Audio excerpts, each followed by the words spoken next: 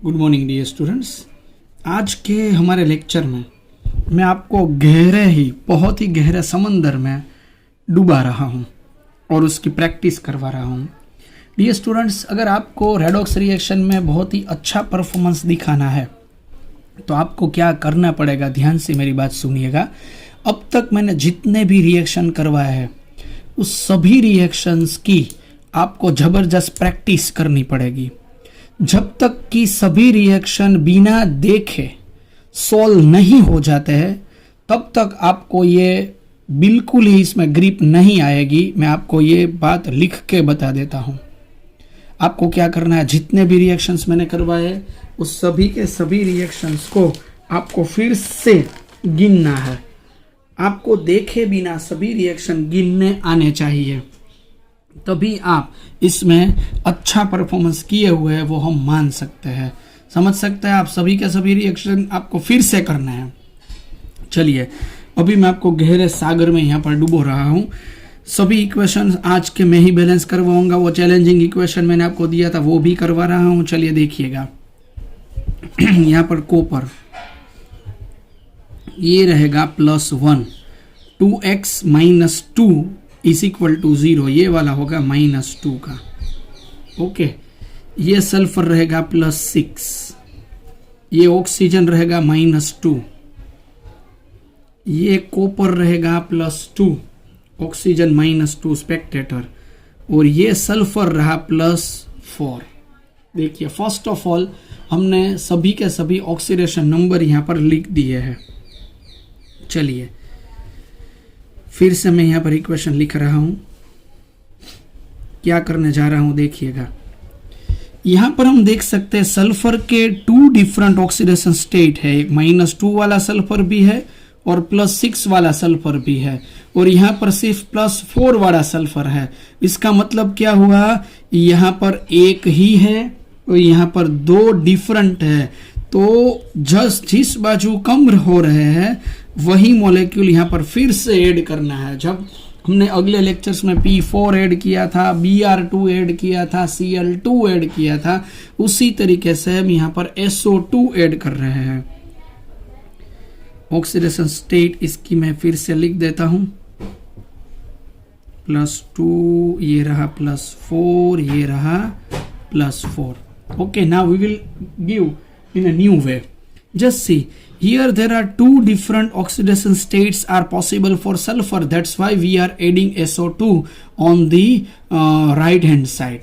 SO2 we will add this. Okay, now we will balance the atoms. Left side यहाँ पर कितने Cu है 2, तो मैं यहाँ पर फिर से ये इक्वेशन लिखता हूँ SO4 2 - CuO + SO2 + SO2। यहाँ पर मैंने 2 से मल्टीप्लाई कर दिया।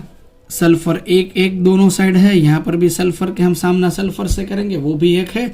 यहाँ पर कॉपर से 2 से मल्टीप्लाई किया तो यहाँ पर 2 का हो जाएगा 4, यहाँ पर 1 का हो जाएगा 2। ओके, ये -2 as it is, +6 as it is, +4 as it is, और ये +4 अगेन एज इट इज। चलिए अभी यहाँ पर देखिएगा, कॉपर में 2 से हो रहा है 4, यानी 2 इंक्रीज हो रहा है, इसलिए ये वाला होगा ऑक्सीडेशन।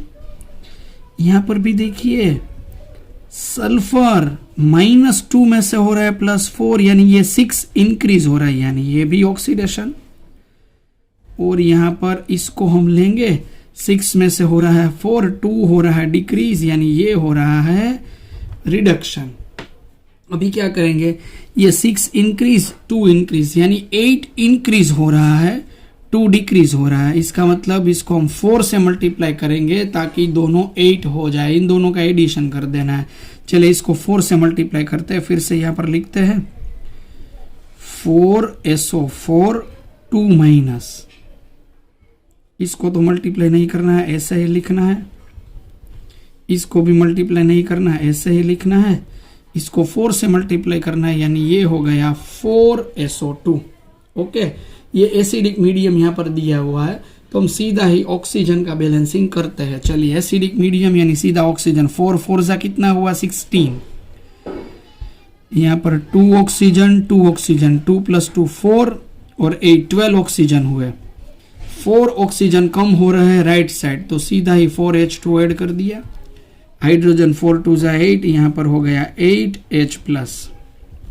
ये होगा एटम का बैलेंसिंग। चार्ज +8 -8, 4 2 8 -8, 8 -8 0, और राइट साइड भी 0, चार्ज भी बैलेंस हो गया। तो इस तरीके से ये इक्वेशन मैंने बैलेंस आपको कर दिया है। समझे आप किस तरीके से ये इसमें हमें आगे बढ़ना है। तो ये हमारा बेस इसमें रहेगा आगे बढ़ने के लिए। मुझे अगर आपको इसको फिर से रिवाइज करना है तो वीडियो रिपीट करके देख लीजिएगा। आज का हमारा पूरा लेक्चर ये जी नीट का चल रहा है, ठीक है। चलिए इस तरीके का मैं आपको दूसरा इक्वेशन करवा रहा हूं। CuS SO4 2- CuO + SO2, ये भी है एसिडिक मीडियम। ये है +2 -2 +6 +2 और ये +4। ओके, सभी ऑक्सीडेशन नंबर हमने यहाँ पर लिख दिए है। ऐसे ही चैलेंज हमारी वैसे की वैसी यहाँ पर आई। सल्फर के यहाँ पर 2 ऑक्सीडेशन नंबर है और यहाँ पर एक ही बार सल्फर है, तो हम क्या करेंगे, CuS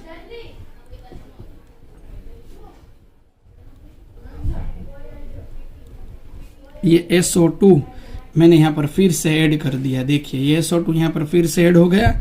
ये SO समझे ना, क्योंकि यहाँ पर सल्फर के 2 ऑक्सीडेशन स्टेट पॉसिबल है और यहाँ पर एक ही बार है, इसीलिए मैंने फिर से ऐड कर दिया +4।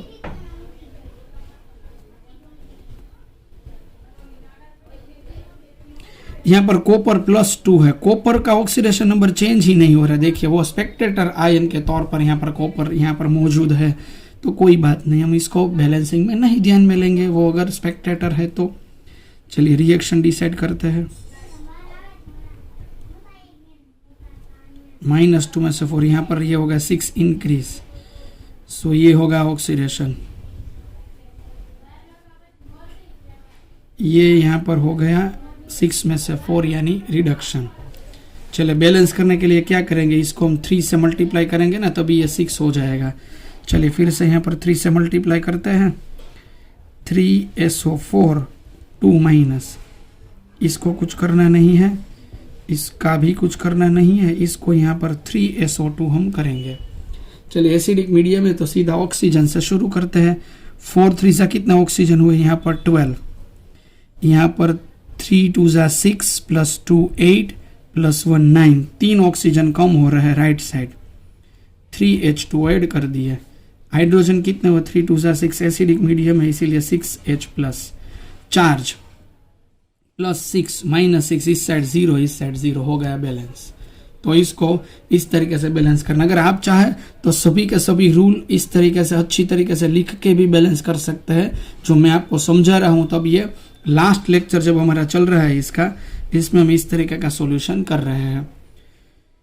चलिए वो डेंजर जोन वाला अभी हम करवाते हैं। ये रहा danger zone, challenging MCQ। Students आपने ट्राई अच्छी की हुई थी, कितने स्टूडेंट्स ने अच्छी तरीके से परफॉर्म किया हुआ था, पर मैं आपको डिटेल में समझा रहा हूं कि किस तरीके से इस डेंजर जोन को सोल्व करते हैं। जिस स्टूडेंट्स ने शुरू किया था वो पहले ही रन आउट हो गए थे। यहाँ पर ऑक्सीडेशन नंबर इसका है ना, वो +2 हो रहा है, +4 है ही नहीं। आपने +4 किया था, क्यों? जिस तरीके से पेरोक्साइड होता है ना, उसी तरीके से यहाँ पैरासल्फाइड पॉसिबल है, पैरासल्फाइड। तो ये पैरासल्फाइड है ना, उस सल्फर का ऑक्सीडेशन स्टेट -1 दिखाता है, तो इसका -1 लेंगे तो -1 को 2 से मल्टीप्लाई करेंगे तो -2 होगा, उस तरफ जाएगा तो +2 होगा। ये -1, ये ऑक्सीजन 0, ये Fe है +3 और ये सल्फर यहाँ पर है +4। ठीक है, ये हमारा बैलेंसिंग यहाँ पर हुआ, ये जो हमने ऑक्सीडेशन नंबर यहाँ पर लिखे। अभी यहाँ पर एक दिक्कत पहले ही आ रही है, डेंजर जोन है इसीलिए डिफरेंट रूल आपको मैं समझा रहा हूं। बट मैंने आपको बोला, फिर से बोलता हूं, मैं जो आपको करवाता हूं उसी की प्रैक्टिस कीजिए, दूसरा कुछ करने की जरूरत ही नहीं है, क्योंकि मैंने सभी आपको सी में ले जाके सब कुछ करवा दिया है आपको। मैंने आपको, आप समझ लीजिए, सागर में डुबो दिया है। इससे बाहर कुछ नहीं होगा, आप कोई टेंशन मत लीजिए, इतने आएंगे सब कुछ आ गया। चलिए यहाँ पर Fe यहाँ पर बैलेंस हो रहा है, सल्फर भी यहाँ पर हो रहा है, ऑक्सीजन यहाँ पर 0 है, तो ऑक्सीजन यहाँ पर 0 है। इस ऑक्सीजन -2 वाला है, इसको हम नहीं ले सकते क्योंकि इसमें Fe गिना हुआ है, इसको भी नहीं ले सकते, इसमें भी सल्फर गिना हुआ है। तो पहले से मैं फ्री वाला H2O यहाँ पर ऐड कर देता हूँ, पहले से फ्री वाला H2 ऐड कर दिया और ये ऑक्सीजन हो गया -2, ये ऑक्सीजन इसके सामने गिना जाएगा। चलिए अभी सेकंड रूल में हम आगे बढ़ते हैं, ठीक है। इस इक्वेशन को मैं फिर से लिखता हूँ, अभी हम एटम का बैलेंस करने वाले हैं। वीडियो रिपीट कर लीजिएगा अगर आपको कोई भी प्रॉब्लम इसमें आए तो। हाँ चलिए Fe यहाँ पर 2 है तो इसको मैं 2 से मल्टीप्लाई करता हूँ, ठीक है। सल्फर यहाँ पर 4 हो गए तो इसको मैं 4 से मल्टीप्लाई करता हूँ। ऑक्सीजन यहाँ पर 2 हो गए, यहाँ पर मैं 2 से मल्टीप्लाई करता हूँ। इस ऑक्सीजन को मत देखिएगा, वो Fe और सल्फर वाला ऑक्सीजन है, वो लास्ट में हो जाएगा। चलिए वो भी हो गया। अभी ये इसको हमने 2 से मल्टीप्लाई कर दिया, ठीक है। चलिए 2 से मल्टीप्लाई ये हो गया। अभी हम क्या करने वाले हैं देखिए, ये 2 ये 2 ये 4 ये 4, ठीक है। चलिए अभी ऑक्सीडेशन नंबर इसको 2 से मल्टीप्लाई किए तो 2 से कितना हो जाएगा, ये 4, ये 3 से कितना हो जाएगा 6। इसको हमने 4 से मल्टीप्लाई किया, सल्फर से 4 से मल्टीप्लाई किया तो 4 4 से कितना हो जाएगा 16, और इसको भी 4 से मल्टीप्लाई करना होगा, ये हो जाएगा -4। इसको मैं डबल किया तो ये हो जाएगा -4, इसको 0 का 0 ही रहने देंगे, हो गया। चलिए अभी रिएक्शन डिसाइड करते हैं। 4 में से 6, 2 इंक्रीज हो रहा है इसीलिए ऑक्सीडेशन। 4 में से 16, 20 इंक्रीज हो रहा है इसीलिए ये वाला भी ऑक्सीडेशन, और ये वाला यहाँ पर ऑक्सीजन 0 से 4 डिक्रीज हो रहा है इसीलिए ये रहा रिडक्शन। चलिए तो इंक्रीजेशन कितने का हुआ, 22 इंक्रीज हो रहे हैं और 4 डिक्रीज हो रहे हैं। तो जो स्मार्ट स्टूडेंट है वो समझेंगे क्रॉस मल्टीप्लिकेशन किस तरीके से किया जाता है। 22 इंक्रीज तो इसको मैं करता हूँ 2 से मल्टीप्लाई तो ये 44 हो गए, और इसको मैं करता हूँ 11 से मल्टीप्लाई तो ये भी 44 हो गए। चलिए तो करते हैं इसको 2 से मल्टीप्लाई तो 2 2 जा 4 FeS2, इसको कितने से मल्टीप्लाई कर रहा है 11 से, प्लस 11 O2, इसको कितने से मल्टीप्लाई करना है 2 से, 2 Fe2O3, इसको कितने से करना है 2 से 8 SO2, और ये 11 2 जा 11 से 22 H2O हो गया ये। चलिए अभी ऑक्सीजन का बैलेंसिंग करते हैं। ऑक्सीजन लेफ्ट साइड में कितने हैं 22, राइट साइड में 3 2 जा 6 प्लस 16 यानी 22 प्लस 22 44 हो गए हैं।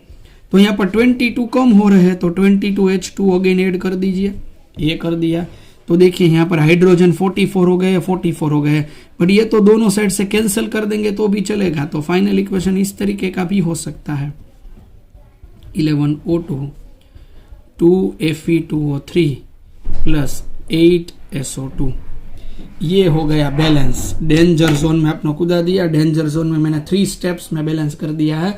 फिर भी आपको अगर इसमें दिक्कतें आ रही है तो आपको इसी वीडियो को फिर से रिपीट करना होगा, प्रैक्टिस करते जाइए। पहला आपने जो मैंने आपको करवाया वो रिएक्शन लिखिए, पहले उसका वीडियो देखें, उसके बाद आप फिर से बैलेंस कीजिए। जब तक देखे बिना बैलेंस नहीं होता तब तक आपको ये अच्छी तरीके से नहीं आएगा। ये अच्छी तरीके से ध्यान से सुनिएगा। इसके एमसीक्यू की प्रैक्टिस मैं आपको भेज दूंगा। इसके एमसीक्यू भी हम नेक्स्ट लेक्चर में सोल्व करने वाला है ताकि चैप्टर हमारा रेडॉक्स रिएक्शन यहाँ पर खत्म हो रहा है। So the chapter is now completed.